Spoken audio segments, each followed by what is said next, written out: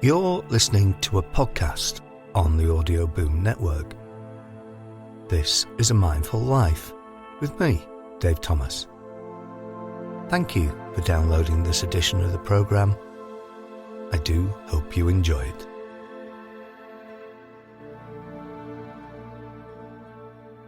I've been doing these podcasts now for over 5 years, and it has taken me all over the United Kingdom. However, this episode comes from the Red Sea on the eastern shores of Egypt.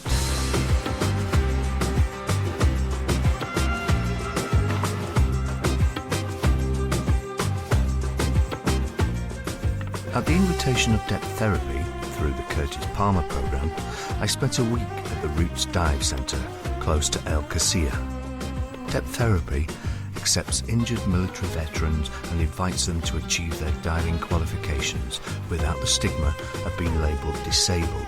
Yes, unfortunately, that still exists. The journey for me started with an overnight drive from the north to Gatwick Airport. I rendezvoused with my fellow travellers and who I got to know well in the week we spent together. One guy had a pair of prosthetic legs, another was in a wheelchair. Any feelings I had of pity were quickly blown away by their resilience and their zest for life. The 5-hour flight passed quickly, and a further 2-hour night drive into the middle of the desert saw us arrive at the Roots Dive Centre. I was allocated a room with the guy in the wheelchair.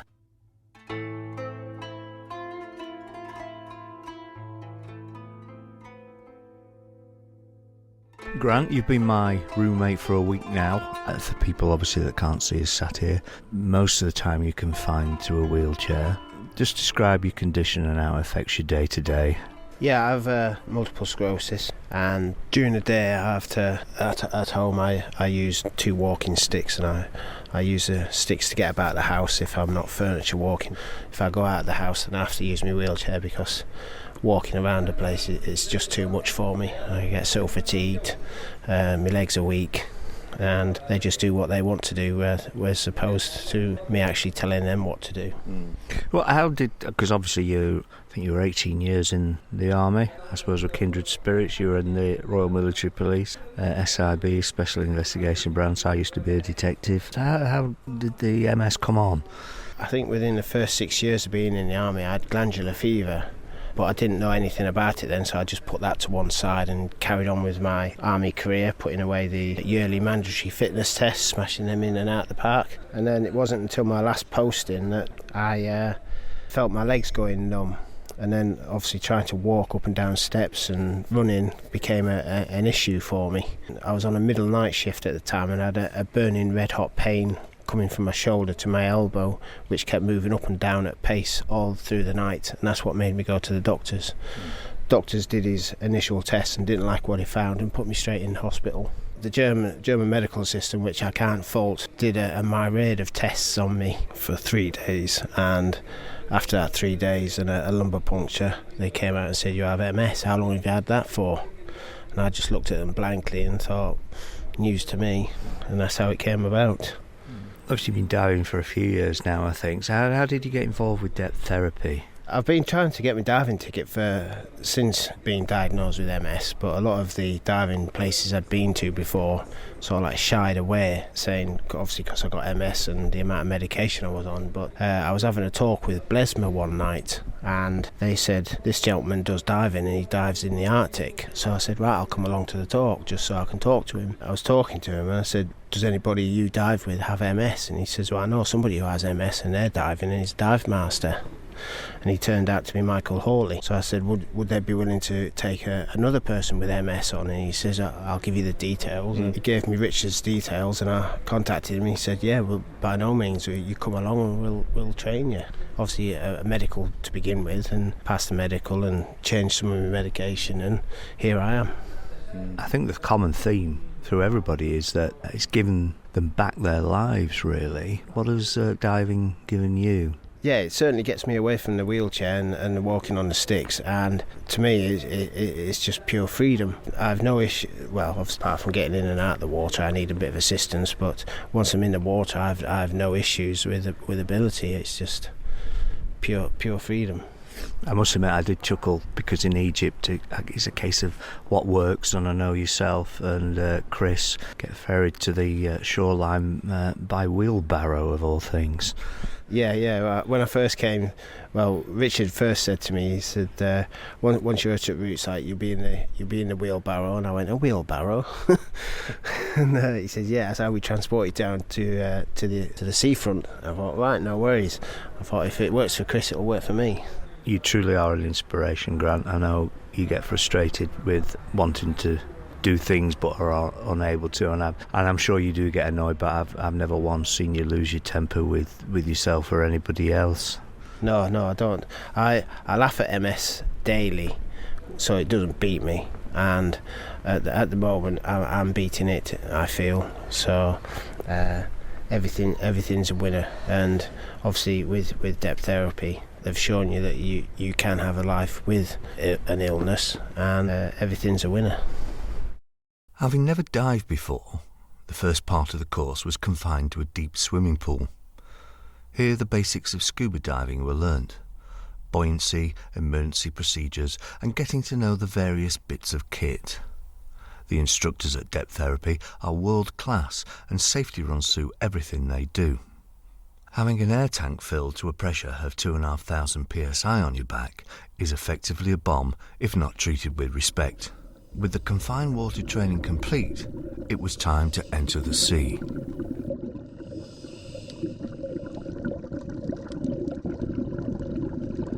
The Red Sea is teeming with life. With each metre descended, different species of marine life exist, some providing mutual benefit to each other, some sworn enemies.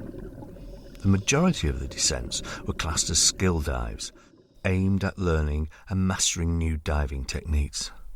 Deptherapy cleverly split these up with recreational dives, allowing me and the other divers to literally swim with the fish. The experience was breathtaking. Regardless of the purpose of the dive, there is always a thorough debrief. Basically, first deep dive to 30 metres. Okay, there was a little bit of current going in. You could feel it against us as we were going down through the channel and then onto the same way on the. That's right. And then as we got a little bit further down, the current took us, so it was easier to go down. It was nice and gentle, nice and easy down to 30 metres. The skills, well, they're not skills really, but just looking at the colours, you can see the big difference in the colours from the red particularly just goes black. Yeah. You don't see any colour. And then coming back up, we saw a different change. At 5 metres, you saw how much it had come back. But the first 10 metres, the first colour to go is red. So any colour that has red in it changes after 10 metres. The water bottle, see how scrunched up it was. Okay. Now with it being scrunched up, that's an indication of what's happening to the air. Okay, inside your lungs, inside your bottle as well. Okay, so actually the air is being compressed as you're going down. So when you're breathing the air, you're taking on more because it's compressed. That's why you use your air more as you're going down. You use more air the deeper that you go.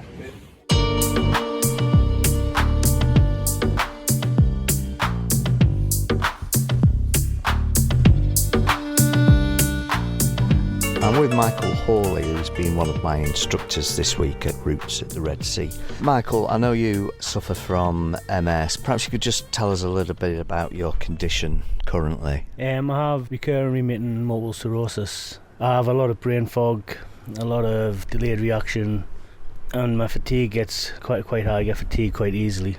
I've got good treatment, it's manageable, so I can't complain too much. What amazes me and everybody around here, despite your own disabilities, you're here and you've been instructing me, you've been looking after others, which I find not inspiring, but to be honest, amazing. Thank you very much. You just got to keep everyone safe, keep yourself safe, everyone else safe, and the job's a good one. So I suppose that brings us on to how you got into diving and what you get out of it. I got into diving. I saw on social media one of my friends had been involved with Deptherapy. I got in touch with him, said, do you think I'd be able to do it? He said, yeah, give him a shout. So I give them a shout, and it took 2 years to pass a dive medical through various medications I was on and having to change in lower amounts, and then I got diving. And what I get out of it is the silence. All the different noises, my brain doesn't process them, and it all just becomes a white noise. But underwater, the only thing you hear is your bubbles, and it's so silent, it's so peaceful. It's perfect. And I was saying to somebody yesterday, I think it was, that once you're in the sea underwater, regardless of your disability, either physical or mental, everybody's equal. Yeah, everyone's got the same playing field, nice and easy, steady away. So makes life a lot easier down there.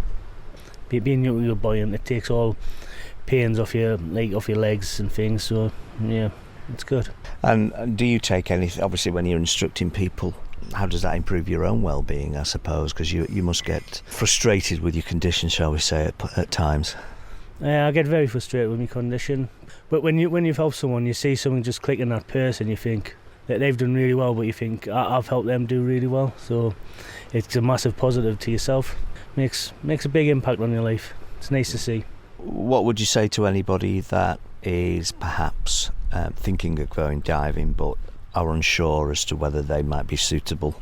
No one's unsuitable, I've found so far, if it's unless it's via certain medications and things. If you don't try and find out and don't do it, you'll never know, and you could regret it. But it could change your life, it could help your life. You see a lot more of a different world, and it's a more calmer, peaceful world. I recommend everyone should try it if they can. Well, you must be a good instructor, because you got me through the week, so thank you for that, and thank you for all that you do for all the other veterans. Cheers, Dave, you made it easy by being good yourself, sir. Thank you very much for your time.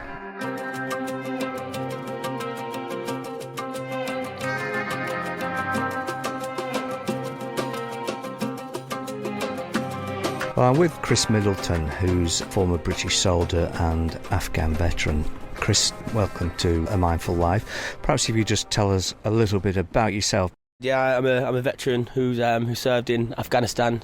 Unfortunately, I was one of the victims of an IED, which resulted in losing both of my legs, left above the knee, right below the knee. Before that, on tour, I was a sniper out there, so I was quite a busy young man at the age of 20 years old out there. It was my first tour, and it ended rather soon after I deployed there after 4 months. So then went through a lot of recovery down at Headley Court, which I was there for about 4 years, learning how to walk on prosthetics, which thankfully I'm able to now, so I can still get about and do some amazing things like diving, where we are at the minute in beautiful Egypt at a place called Roots Camp. So yeah, a little bit about my diving. I started diving with a charity called Deptherapy back in 2012. Richard Cullen, he came into Headley Court, dragged me out and was like, "Do you fancy coming diving?" I was like, "No, mate, I've just been blown up, I don't really fancy it."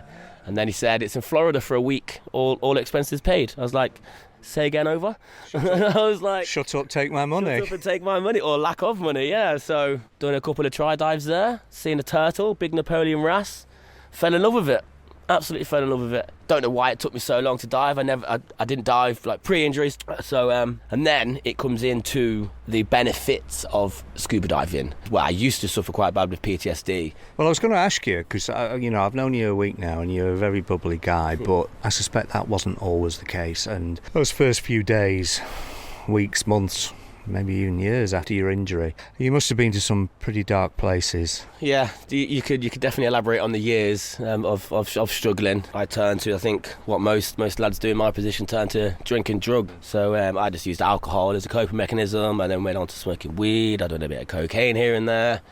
Nothing to be proud of, however, but when you're feeling as dark as I was, that was like a block. So you just get to forget about what you're going through and what's happening.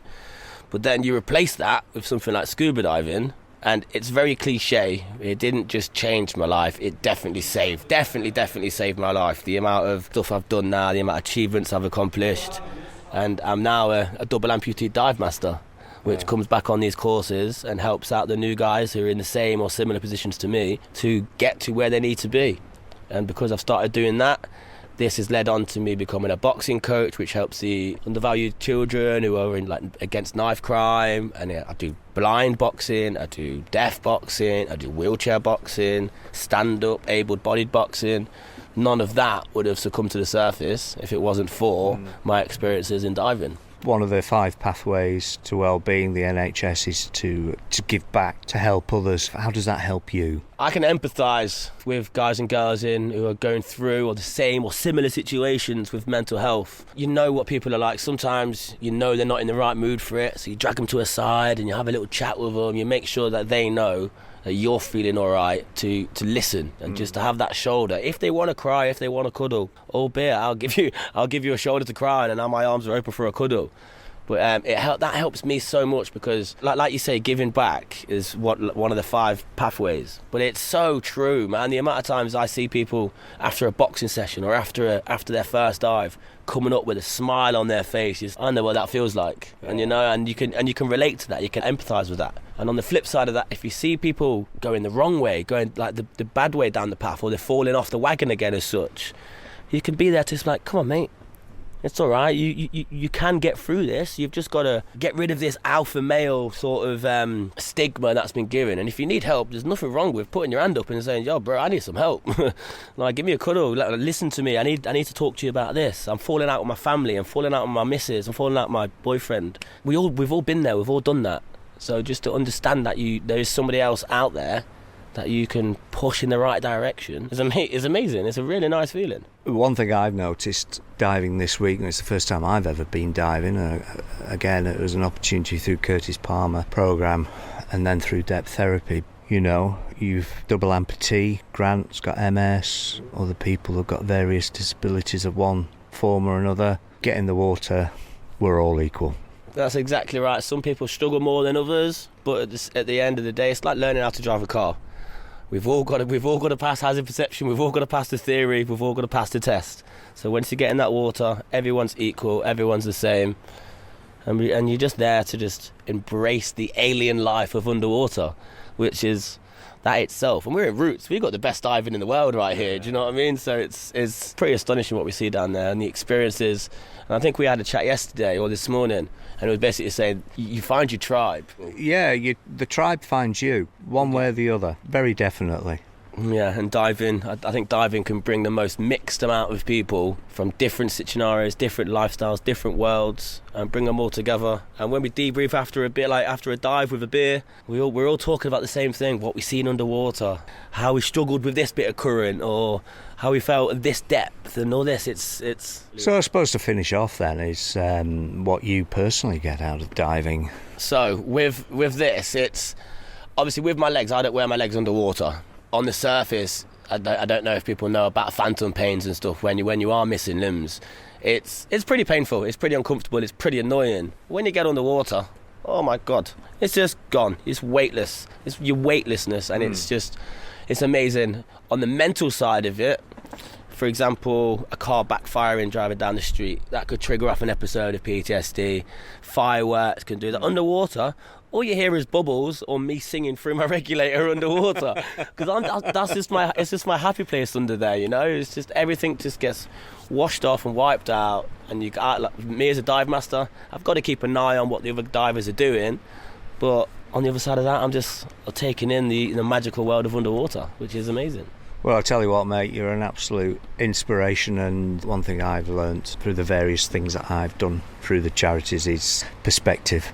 And when you see other people and some of the adversities they've overcome, and I've learned actually that there are no extraordinary people, they're just ordinary people doing extraordinary things. I agree with that, and it's been a pleasure to have you on this week, mate. I've definitely got a good pal. We're going to stay in touch, and hopefully in the near future come out to a different dive resort or the same dive resort. I'm not doing UK diving, that's far too cold for me. No.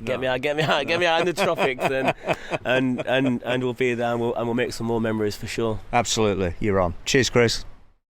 It's hard not to be moved by the sheer bloody-mindedness and resilience of these guys. Their resolve is inspiring, their bravery humbling, as they regain their dignity and purpose in life. The impetus of their journey has been largely in part down to one man. I'm delighted to be joined by Dr. Richard Cullen, who founded the Deptherapy Charity. Richard, before we talk about the charity, perhaps you could just tell us a little bit about yourself. Well, I'm 72 years old. When I was 20, I joined the Metropolitan Police, and I served in the Metropolitan Police for 30 years. And when I retired, I was the Met's Director of Training and Development. I followed that with 10 years as a senior civil servant within the Home Office and Ministry of Justice. Thought I'd retired and then did some managing consultancy work for Oxford Strategic Consulting. And since 2006 I've been diving, and I've progressed to be a master instructor in both PADI and RAID, and I'm also an instructor trainer for crossover instructors coming into RAID. Now, you set up your charity. I'm guessing there was some sort of impetus for that, or was there a gap that you saw wasn't being filled? Well, there was an old charity called Deptherapy, a Scottish charity, which I'd volunteered for because I was already a diving instructor, and the dive centre I used to teach at was Aquatic Element in Windsor, and we saw lots of soldiers coming back wounded from Afghanistan, and the guy who owned it, John Carling, asked me if I could sort out some adaptive teaching and could we run a course for soldiers who'd lost limbs, etc. And I found this charity called Deptherapy. As I said, it was a Scottish charity, and I volunteered to work in that. I have to say that charity was shut down by the Scottish Charity Regulator for lack of governance and failing to submit annual accounts for 4 years. So Deptherapy basically was created to try and continue and develop the work that charity had done. I suppose one of the key points in the charity's life was actually taking Chris Middleton and another bilateral amputee, so bilateral means both legs, to Florida as part of the old Deptherapy, and they basically used to just do tri-dives. Chris really loved it and said that he wanted to be a scuba diver, but he didn't want to have a certification that said disabled on it. And really it made myself and other people look at exactly how we taught people with disabilities. So beforehand there were organisations like International Association of Handicapped Divers, Disabled Divers International, Handicapped Scuba Association. But mainstream, so PADI, which most people know, RAID, Scuba Schools International, didn't really have any adaptive systems. And Chris really threw out the challenge to see what we can do. So we spent a lot of time, a lot of hard work on Chris and other bilateral amputees, then found out it was possible for these people to qualify as mainstream open water divers rather than through a disabled organisation. And increasingly now mainstream agencies have the facility to teach people adaptively. Perhaps you could tell us about some of the people that you've trained over the years and the sort of disabilities that they've had to deal with. There's an awful lot of them. I suppose I've mentioned Chris. I met Chris 3 months after he was blown up in Afghanistan. He'd lost both his legs, one above the knee and one below the knee, and he also had post-traumatic stress disorder. And at the same time we met a guy called Richard Ward, who similarly was a bilateral amputee. So there's the amputee section. The first ones we worked with were bilateral amputees, and then we had 2 triple amputees, so they'd lost both their legs and one of their arms. And most people think it's impossible for somebody to qualify as an open water diver. They did, and they went on to do their advanced courses, and one of them went on to do his rescue course. And very often when people challenge adaptive teaching, we show the picture of this guy doing the lift of an instructor who's meant to be unresponsive on the bottom of the ocean, and the lift is absolutely perfect. So we have people who don't just have physical injuries. We have 95% of the people that we deal with have post-traumatic stress disorder or other mental health issues, and we have people who have illnesses such as multiple sclerosis. So there's a variety of people that we teach. Now, I'm guessing over the years that you've got feedback from the beneficiaries of your courses. Is there sort of some main standout points that come from the students that go on the courses that you teach? A lot of them would say we actually saved their lives. They're very open about that. We actually gave them something to do. They could believe in themselves, because we don't just in Deptherapy teach scuba diving. There's a far greater package than that. We offer people who need it 24/7 support. We run mental health first aid courses for beneficiaries and their partners or their parents, and we try and very much involve the family. So Danny Martin, who's one of our best beneficiaries, had PTSD. Always said we gave his wife her husband back, and we gave his children their father back.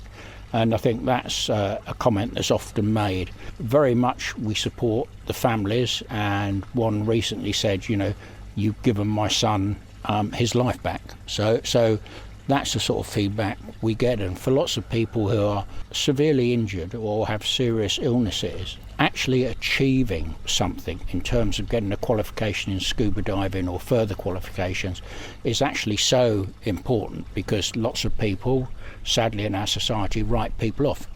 They say, they've got PTSD, and it's not a word we'd use, you stay away from them, they're a bit of nutter, they can't do this. And most don't believe they can do something like scuba diving. I think one of the guys we're working with at the moment, Grant, has multiple sclerosis, and it's in quite an advanced stage.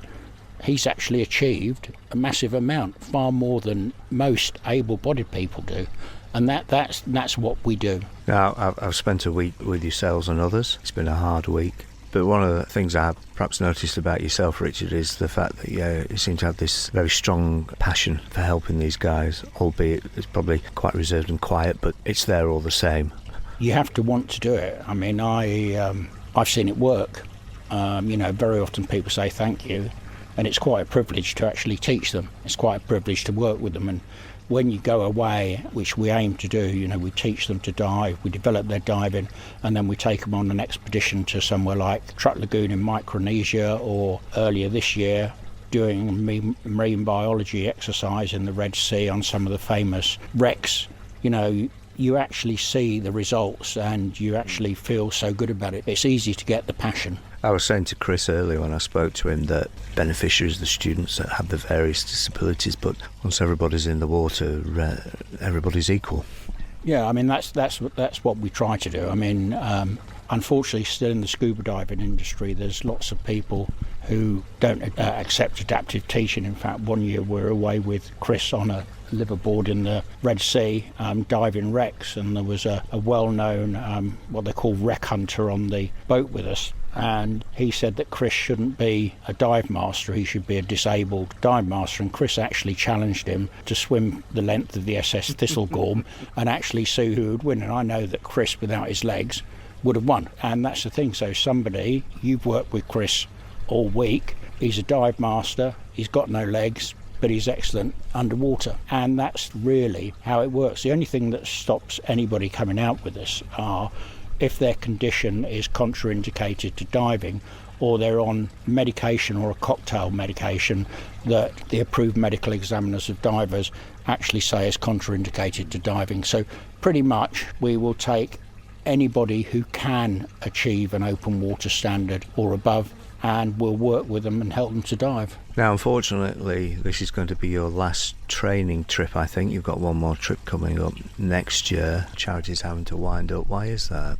One of the main reasons is funding. So we noticed before COVID that, say, through Just Giving and public giving to military charities across the military charity sector had dropped away. So they weren't seeing soldiers being repatriated, they weren't seeing people like Chris in wheelchairs at Headley Court. So it wasn't in the public eye, so military charities actually suffered. And COVID had a major impact, and then we saw NHS becoming the big charities, people giving a lot to the NHS. We've now seen lots of money going to Ukraine, we've seen lots of money going to the floods in Pakistan. All of them are very worthy causes, but there's just a pot of giving, and that's it. But also we've had, I suppose, a problem with the beneficiary pipeline. This was exacerbated by COVID, but a lot of the people we were dealing with in 2014 onwards were pretty much young guys who were young, free and single, and they could actually commit to 2 or 3 weeks a year and then commit the next year to a couple of weeks. What we see now is, and all our beneficiaries who develop like this, they're largely partnered, they're in work, and many of them now have childcare responsibilities, so they can only give a week a year, and a week a year really doesn't work because if you learn to dive in year 1 and you don't come back out until year 2 to do the next thing, you've almost got to start again, so it doesn't allow us to build on it. So that's why the trustees have decided that we should unfortunately shut down. Richard, I think what you've done and continue to do is absolutely awe-inspiring, and I'm sure all the people that have been on your courses will be equally as thankful. Thank you very much, Dave. Cheers. It's hard to encapsulate this charity and all that it does. Without doubt, it has saved many lives and returned veterans to their families in a better place. There isn't a price you can attach to this gift. As I talked to the guys, it was clear that they were just ordinary people doing extraordinary things. And I got the sense that the destination was less important than the journey to get there. That's where friendships are formed, unbroken bonds made. Perhaps Theodore Roosevelt summed it up best. It is not the critic who counts, not the man who points out how the strong man stumbles, or where the doer of deeds could have done them better. The credit belongs to the man who is actually in the arena, whose face is marred by dust and sweat and blood, who strives valiantly, who errs, who comes short again and again. Because there is no effort without error and shortcoming, who knows great enthusiasms, the great devotions, who spends himself in a worthy course, who, at best, knows in the end the triumph of high achievement, and who at worst, if he fails, at least fails whilst daring greatly, so that his place shall never be with these cold and timid souls who neither know victory nor defeat.